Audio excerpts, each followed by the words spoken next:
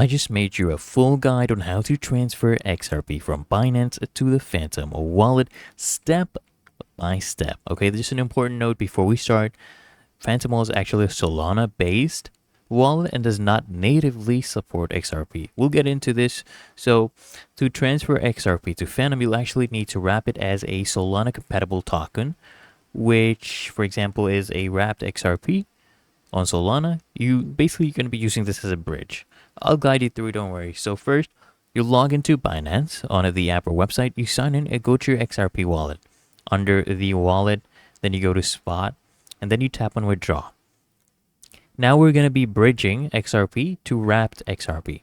So because, Phantom does not support native XRP, you must bridge your XRP to the Solana network using a trusted cross-chain bridge like the Portal Bridge. Okay, this one is formerly known as Wormhole. So you go to portalbridge.com using a desktop browser with your Phantom wallet connected.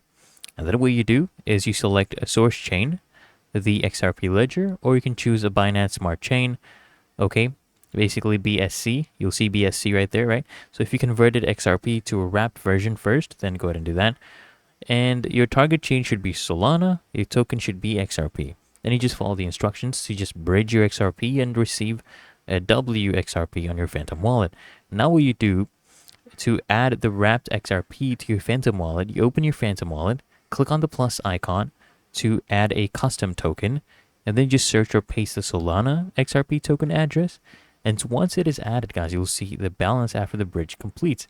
And be sure, guys, to always be sending a small test amount when using bridge for the first time, just to be safe. And this usually takes a few minutes depending on network congestion, so you just have to wait a little bit.